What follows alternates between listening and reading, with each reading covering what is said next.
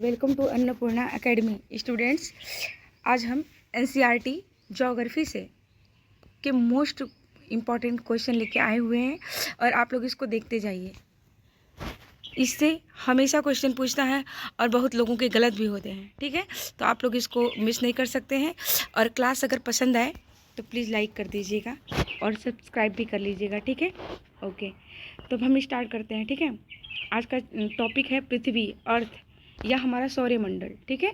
और इससे भी जो इम्पोर्टेंट हैं वो लेके आए हुए हैं, तो आप लोग बस देखते जाइए, ठीक है। अब स्टार्ट करते हैं। सर्वप्रथम किसने कहा कि पृथ्वी है? किसने कहा? पाइथागोरस। किसने कहा? सर्वप्रथम पाइथागोरस ने कहा कि पृथ्वी है। ओके, अब आते हैं नेक्स्ट क्वेश्चन पे। नेक्स्ट क्वेश्चन है, पृथ्वी का जलीय भाग और स्थलीय भाग कितना है? आंसर है 71%। 71% जो है जल है और 29% जो है स्थल है, ठीक है। अब आते हैं क्वेश्चन नंबर 3 पे। किस तिथि को अपसौर तिथि, अपसौर की स्थिति होती है? तो वह तिथि होती है 4 जुलाई। 4 जुलाई को क्या होती है? अपसौर की स्थिति होती है, ठीक है। पृथ्वी का विषुवतीय व्यास कितना होता है? तो पृथ्वी का विषुवतीय व्यास 12,756 किलोमीटर तथा उसका ध्रुवीय व्यास जो होता है 12,714 किलोमीटर होता है, ठीक है। अब आते हैं नेक्स्ट क्वेश्चन पे। ऋतु परिवर्तन किस गति के कारण होता है? तो ऋतु परिवर्तन जो होता है वार्षिक गति के कारण होता है। किस गति के कारण? वार्षिक गति के कारण, ठीक है। पृथ्वी अपनी धुरी का चक्कर किस रफ्तार से और कितने समय में पूरा करती है? तो आंसर है 1610 किलोमीटर प्रति घंटे की चाल से 23 घंटे 56 मिनट और 4 सेकंड में पृथ्वी अपनी धुरी पर एक चक्कर कंप्लीट करती है। ओके, आप लोग को इतना ध्यान रखना है, ठीक है। और क्वेश्चन नंबर 7 है। क्वेश्चन नंबर 7 पे आते हैं। पृथ्वी की किस गति से दिन और रात होता है? तो पृथ्वी की घूर्णन गति से क्या होता है? दिन और रात होता है, ठीक है। पृथ्वी की किस गति से वर्ष बनते हैं? तो पृथ्वी की परिक्रमण गति से वर्ष बनते हैं, ठीक है। सूर्य की परिक्रमा करने में पृथ्वी को कितना समय लगता है? तो सूर्य की परिक्रमा करने में पृथ्वी को 365 दिन 5 घंटे और 48 मिनट और 46 सेकंड, यानी 365 दिन 6 घंटे लगते हैं, ठीक है। समझ गए आप? अब आते हैं नेक्स्ट क्वेश्चन पे। क्वेश्चन नंबर 10 है। पृथ्वी को सूर्य की एक परिक्रमा करने में लगे वक्त को क्या कहते हैं? तो पृथ्वी को सूर्य की एक परिक्रमा करने में लगे वक्त को हम सौर वर्ष कहते हैं। क्या कहते हैं? सौर वर्ष, ठीक है। प्रत्येक सौर वर्ष या कैलेंडर वर्ष में कितना समय बढ़ जाता है? तो आंसर है 6 घंटे जो है समय बढ़ जाता है, ठीक है। अब आते हैं नेक्स्ट क्वेश्चन पे। 12 यानी क्वेश्चन नंबर 12 है। आकार और बनावट की दृष्टि से पृथ्वी किस ग्रह के समान है? तो आकार और बनावट की दृष्टि से पृथ्वी शुक्र के समान है। इसे पृथ्वी की बहन भी कहा जाता है, ठीक है। पृथ्वी की बहन भी कहा जाता है, ठीक है। पृथ्वी को नीला ग्रह किस कारण से कहा जाता है? तो पृथ्वी पे 71% जो है पानी है और जिसकी उपस्थिति के कारण यहाँ जो है पृथ्वी को नीला ग्रह कहते हैं, ठीक है। अब आते हैं क्वेश्चन नंबर 14 पे। सूर्य के बाद पृथ्वी की सबसे निकट का तारा कौन सा है? तो उसका नाम है प्रॉक्सिमा सेंचुरी। ठीक है। पृथ्वी का एकमात्र उपग्रह कौन सा है? ये तो सबको पता होगा, चंद्रमा, ठीक है। चंद्रमा की सतह और उसकी आंतरिक स्थिति का अध्ययन करने वाला विज्ञान क्या कहलाता है? तो सेलेनोलॉजी कहलाता है, सेलेनोलॉजी, ठीक है। अब आते हैं नेक्स्ट क्वेश्चन पे। क्वेश्चन नंबर 17, ठीक है। चंद्रमा पर धूल के मैदान को क्या कहा जाता है, कहते हैं? तो उसे कहते हैं शांति सागर। क्या? शांति सागर, ठीक है। जीवाश्म ग्रह किसे कहा जाता है? तो जीवाश्म ग्रह जो है चंद्रमा को कहा जाता है, ठीक है। चंद्रमा किसकी रोशनी से चमकता है? तो चंद्रमा जो है सूर्य की रोशनी से चमकता है। इसमें अपना खुद का कोई प्रकाश नहीं होता है, ठीक है। तो क्वेश्चन नंबर 20 है, समुद्र में उठने वाले ज्वार भाटे की वजह क्या होता है? तो आंसर है अपेक्षित सौर एवं चंद्रमा की शक्तियों का अनुपात 11:5 होता है। कितना होता है? 11:5, ठीक है। अब क्वेश्चन नंबर 21 है, चंद्रमा पर पाए जाने वाले चट्टानों में किस धातु की मात्रा सबसे अधिक होती है? तो चंद्रमा पर पाई जाने वाली चट्टानों में टाइटेनियम, किसका? टाइटेनियम की मात्रा सबसे अधिक होती है।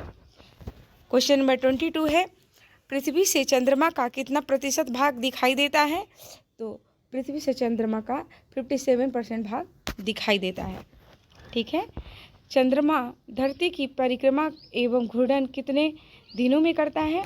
तो 27 दिन 8 घंटे में करता है। कितने दिनों में? 27 दिन और 8 घंटे में करता है, ठीक है। चंद्रमा का सबसे ऊंचा पर्वत कौन सा है? तो उसका नाम है लिबनिट्स पर्वत, ठीक है। लिबनिट्स पर्वत, ठीक है। अब आते हैं नेक्स्ट क्वेश्चन पे। 25, चंद्रमा पर सबसे पहले पहुंचने वाले अंतरिक्ष यात्री कौन थे? तो चंद्रमा पर सबसे पहले पहुंचने वाले अंतरिक्ष यात्री थे Neil Armstrong and sir Edwin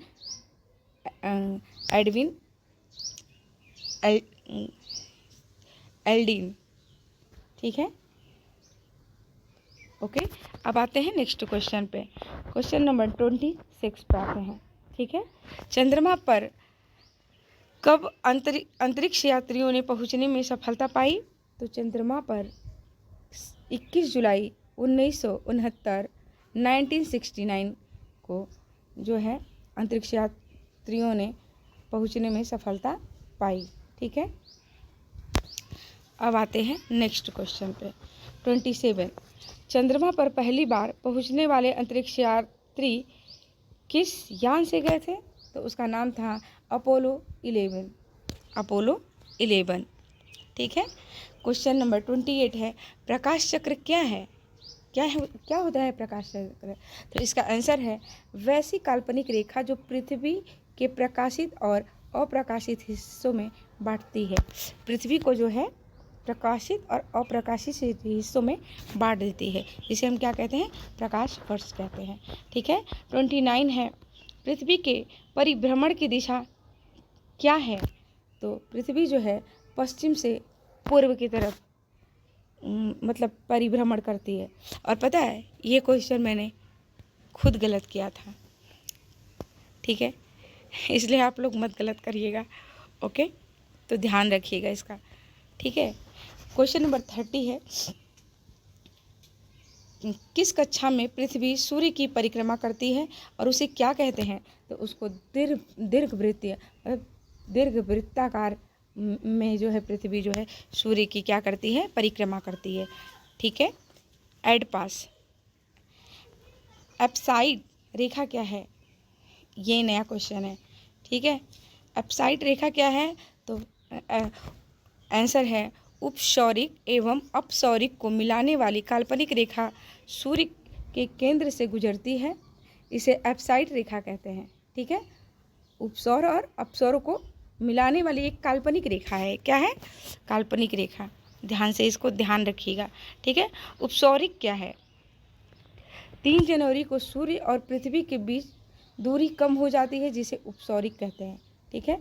सूर्य और पृथ्वी के बीच 3 जनवरी को सबसे कम दूरी रहती है, तो उसी को क्या कहते हैं? उपसौरिक, ठीक है। अब आते हैं अपसौरिक क्या है? अपसौर क्या है? तो अपसौरिक है जुलाई को मतलब 4 जुलाई को पृथ्वी सूर्य से कुछ दूर चली जाती है, उसमें दूरी ज़्यादा रहती है, इसे हम अपसौरिक कहते हैं, अपसौर कहते हैं, ठीक है। ये क्वेश्चन कितने बार पूछा गया है, तो इसको ध्यान में रखिएगा, कन्फ्यूज़न हो जाती है। अपस्वर और उपस्वर में काफ़ी कन्फ्यूजन हो जाती है, तो आप लोग बस इतना ध्यान रखिएगा कि अपस्वर क्या होता है और उपस्वर क्या होता है। ठीक है, अब आते हैं अक्षांश। अक्षांश क्या है? तो अक्षांश जो है यह ग्लोब पर पश्चिम से पूरब की ओर खींची गई काल्पनिक रेखा है, जिसे हम क्या कहते हैं? अक्षांश कहते हैं। ठीक है, ध्यान रखिएगा। क्वेश्चन नंबर 35 है, किस रेखा को शून्य अंश की स्थिति माना जाता है? तो आंसर है विषुवत रेखा को शून्य अंश की स्थिति माना जाता है, 0 डिग्री। ठीक है, अब आते हैं नेक्स्ट क्वेश्चन पे। क्वेश्चन नंबर 36, देशांतर क्या है?